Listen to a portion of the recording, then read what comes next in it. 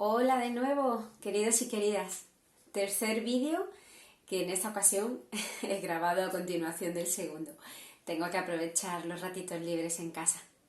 Bueno, aquí tenéis el esquema resumen en mi fantástica y preciosa pizarra blanca de lo que quiero leeros, lo que quiero hablaros en el vídeo de hoy, en este tercer vídeo, y adelantar lo que veremos también en el cuarto, ¿de acuerdo? Bueno, voy a leer un poquito porque volvemos a tener otra vez el problema de los reflejos. Arriba del todo os he puesto líricas renacentistas porque ya nos vamos a meter de fondo, de lleno, en la poesía del Renacimiento. Lo que os he puesto en la pizarra se corresponde con el esquema de lo que en vuestro libro aparece en la página 203 y en la página 204. Hasta la página 205 en el libro aparece todo lo primero, lo que vamos a hablar ahora, que son los periodos de la poesía en el siglo XVI y la obra de Garcilaso. A partir de la página 205 creo recordar que ya aparece todo lo relacionado con el reinado de Felipe II. Por lo tanto, para que tengáis un poquito claro de lo que voy a hablar ahora, es la primera parte que aparece en la página 203 del libro, y en la página 204 hablaremos de Garcilaso de la Vega. ¿Bien? Pues bueno, arriba del todo os he escrito lírica renacentista. Debajo vamos a hablar de los dos periodos que aparecen dentro de la poesía en el siglo XVI, que son el primer periodo, que se corresponde con el reinado de Carlos I, acordaos, el nieto de los reyes católicos, el primer gran ejemplo de monarca autoritario en España, y el segundo periodo de la poesía en el siglo XVI se va a corresponder con el reinado de Felipe II, que es hijo del anterior, de Carlos I. ¿Bien? Vamos a ver que dentro del reinado de Carlos I va a llegar a España la enorme influencia de la lírica italiana, que va a ser lo que haga que la poesía española cambie y se transforme en algo totalmente diferente a lo que había sido hasta ese momento. Vamos a hablar de dos enormes nombres propios, que son Francesco Petrarca y Garcilaso de la Vega. Hablaremos de cómo Petrarca es el modelo que imita a Garcilaso y posteriormente toda la lírica renacentista española y europea. Hablaremos de cuáles son los nuevos versos que aparecen en nuestro idioma, como los endecasílabos y los heptasílabos. Hablaremos también de las nuevas estrofas y de los nuevos poemas que también vienen de Italia, como son la lira y el soneto.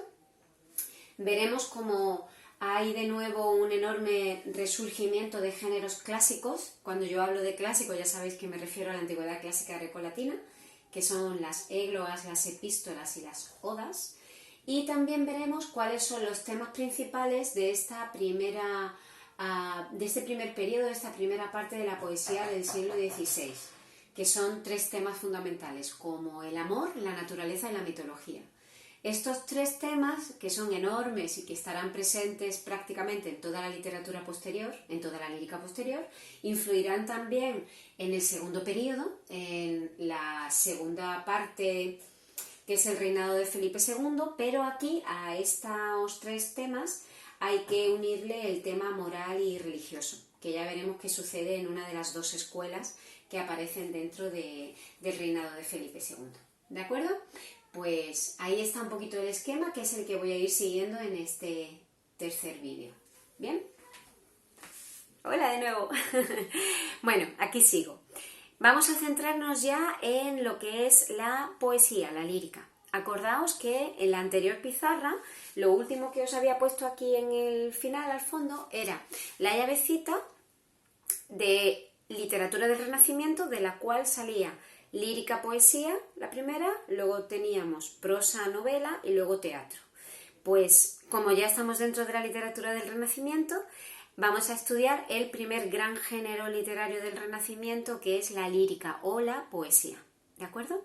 La lírica o poesía del Renacimiento es increíblemente importante. De hecho, es, junto con la prosa, los dos géneros más importantes del Renacimiento. El teatro no tiene tanta importancia, ya os lo dije en el vídeo anterior. Estudiar la lírica en el Renacimiento se suele hacer dividiendo la obra poética en dos partes, que se corresponden con los dos reinados de los dos reyes principales del Renacimiento español, que son Carlos I y Felipe II. Carlos I es el padre de Felipe II, por lo tanto, la primera parte de la obra lírica del Renacimiento corresponde con su reinado, la segunda parte de la obra lírica del Renacimiento corresponde con el reinado de Felipe II. Las características más importantes de la lírica del Renacimiento aparecen en el primer periodo, en el periodo que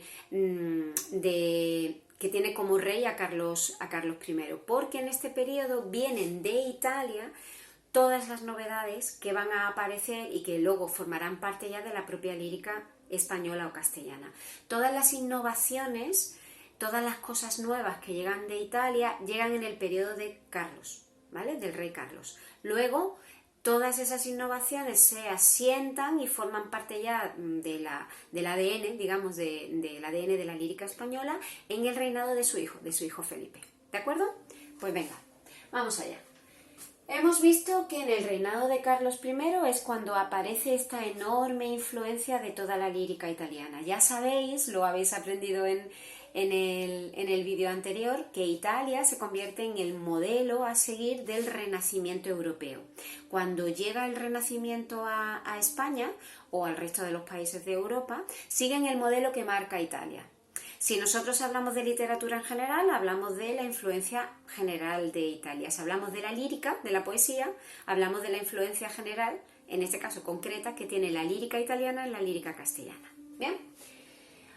Hay un nombre propio, que es el que tenéis aquí, Francesco Petrarca, un enorme poeta italiano, que se convierte en el modelo en el propio Renacimiento italiano y posteriormente en lo que los autores españoles escriben dentro del Renacimiento. Garcilaso de la Vega es nuestro autor, poeta, renacentista más importante de todos, que escribe dentro de lo que se denomina la poesía petrarquista o amorosa. ¿Bien? Francesco Petrarca escribe en italiano una obra poética dedicada a su amada. Él estaba enamorado de una mujer que se llamaba Laura y toda su creación poética es una creación con temática amorosa dedicada a esta chica, a esta mujer. La historia de Petrarca y la historia de Garcilaso son historias bastante parecidas en lo personal, porque ambos estaban enamorados de una mujer. Toda la obra poética de los dos autores gira en torno al amor que ellos sienten hacia esa mujer y es un amor platónico a distancia. Ninguno de ellos tuvo luego efectivamente una relación amorosa con ninguna de las dos mujeres a las que amaban. Entonces tienen muchísimos puntos en común. ¿Bien? Petrarca en Italia empieza a practicar con unos nuevos versos, con unos nuevos tipos de poemas. Rescata de la antigüedad clásica grecolatina unos géneros literarios que estaban como muy olvidados y empieza a hacerlo en italiano. En Italia aquello es una cosa inmensamente nueva, todo el mundo quiere hacer aquello que está haciendo Petrarca porque es maravilloso. Petrarca empieza a escribir en versos endecasílabos, que son versos que tienen 11 sílabas, y escribe también en versos heptasílabos, que son versos que tienen 7 sílabas. Utiliza la lira, que es un tipo de estrofa que mezcla estos dos tipos de versos, los heptasílabos con los endecasílabos, y escribe unos nuevos tipos de poemas que se llaman sonetos. Todos conocéis los sonetos porque hemos leído sonetos en clase. Los sonetos es un tipo de poema que está formado por 4 estrofas, 2 cuartetos, es decir, 4 versos que forman una estrofa, 4 versos que forman otra estrofa, 3 versos penúltima y 3 versos última estrofa, con versos endecasílabos, de una temática profundamente amorosa. En esa obra de Petrarca la influencia de los clásicos grecolatinos es enorme, la influencia de la naturaleza, la influencia de la visión antropocéntrica del ser humano y la propia aparición del sentimiento del amor terrenal, del amor de una persona hacia otra. ¿De acuerdo? Hay un poeta que se llama Juan Boscán, que era muy amigo de otro poeta que se llama, que ya conocéis, que es Garcilaso de la Vega. Pues bien, Juan Boscán había viajado a Italia y había tenido la oportunidad de ver de leer esta nueva producción lírica poética que se estaba haciendo en Italia y le pareció una cosa alucinante, bellísima, increíble. Entonces él empezó a practicar esta nueva manera de escribir que había visto en Italia, que había leído en Petrarca, y empezó a escribir versos heptasílabos, versos endecasílabos y empezó a escribir sonetos. Cuando se encontró con su buen amigo Garcilaso de la Vega, que era increíble soldado y poeta, que es el típico ejemplo de poeta soldado del Renacimiento, anima a su amigo Garcilaso, que es muy buen poeta, a que practique esta nueva manera italiana, que practique los nuevos versos, que practique los nuevos tipos de poemas y que retome la práctica de esos antiguos géneros clásicos como la oda, la elegía, la égloga. Y Garcilaso se pone manos a la obra y escribe una increíble producción poética, lírica, cortita, porque la verdad es que es bastante cortita, con una calidad increíble. Y lo que hace Garcilaso es que escribe en español, en castellano, utilizando endecasílabos, heptasílabos, sonetos, elegías, églogas y odas, adapta a nuestro idioma todas las innovaciones, todas las cosas nuevas que se estaban haciendo en el Renacimiento italiano. Por lo tanto, el modelo que sigue Garcilaso es la poesía de Francesco Petrarca, todas las innovaciones que Petrarca hace en su obra, Garcilaso en un primer momento las adopta y las transforma a un idioma como el nuestro, como el español. Se parece mucho al italiano, ya lo sabéis, somos lenguas hermanas, pero no es evidentemente lo mismo. ¿Bien? Entonces eso es lo primero que sucede en el reinado de Carlos I. La enorme influencia italiana a través de Petrarca llega de Italia a España, a través de Boscán llega a Garcilaso, y entonces los nuevos poetas españoles, con Garcilaso a la cabeza, practican estos nuevos métodos, estas nuevas formas italianas, que muchas de ellas ya vienen de la antigüedad clásica grecolatina. ¿Bien? Os he hablado de los versos endecasílabos, de los heptasílabos, os he hablado de las nuevas estrofas y los poemas, las liras y los sonetos, y algunos de los géneros clásicos como las églogas, las epístolas y las odas. ¿Qué es una égloga? Porque luego hablaremos de la producción de Garcilaso de la Vega y hablaremos de las églogas. Una égloga es un tipo de poema que se cultivaba mucho en la antigüedad clásica grecolatina, donde unos pastores en medio de un locus amoenus, os suena, ¿verdad? Un lugar ameno, un lugar en la naturaleza, con todas las características positivas que ya conocéis cuando estudiamos y vimos lo que era el locus amoenus, reflexionan y hablan sobre filosofía y sobre amor. Evidentemente son unos pastores idealizados, no son unos pastores reales. Los pastores reales no están sentados leyendo poemas de amor y hablando de filosofía. ¿Bien? Pues en las composiciones clásicas de las églogas encontráis eso, unos pastores idealizados, que son más casi poetas, que hablan o reflexionan sobre amor y sobre filosofía. Otro tipo de obra clásica son las epístolas. La palabra epístola es sinónimo de carta. En la antigüedad clásica grecolatina no había manera de comunicarse a distancia que no fuesen las cartas, entonces se trabaja mucho la epístola. Muchas veces son epístolas incluso en prosa, pero a veces en verso. Aparecen de nuevo con mucha fuerza dentro del Renacimiento. Y otro tipo de obra muy importante que son las odas. Cuando hablemos de Fray Luis de León hablaremos de alguna de las odas que él escribe. Las odas son obras en las que se hace una especie de alabanza o se hace una especie de recuerdo, o se hace una especie como de señalamiento de una persona, de un aspecto importante. Es como hacer una especie como de, recordatorio de cómo de importante para ti es una persona. Es como una especie de homenaje, ¿de acuerdo? Más cosas. ¿Cuáles son los temas principales que vienen de la lírica italiana y que son adaptados en la lírica española en esta primera parte, en este primer periodo? Pues son los 3 temas fundamentales que vamos a encontrar casi en cualquier género lírico posterior. El amor, la naturaleza y la mitología. Tengo que contaros varias cosas sobre el amor, la naturaleza y la mitología. El amor es el tema fundamental en la obra de Petrarca, acordaos que es el modelo italiano que todos seguimos, también Garcilaso. La naturaleza es importantísima en el mundo grecolatino y vuelve a ser muy importante de nuevo en el Renacimiento. Acordaos que la antigüedad clásica grecolatina es el modelo a seguir. Y evidentemente la mitología, ¿vale? Que son las historias mitológicas que las propias personas de la antigüedad clásica grecolatina contaban como unos sucesos o unos hechos relacionados con sus dioses, con héroes, con personajes que pasan a formar parte ya no solo de historias religiosas, sino de historias culturales. ¿Bien? Importante, el amor en la lírica renacentista es un amor muy particular. Podemos decir que es un amor platónico. ¿Por qué? Porque es un amor normalmente a distancia y casi siempre no correspondido. El amor es un sentimiento que en el siglo XVI se entiende como algo que entra por los ojos.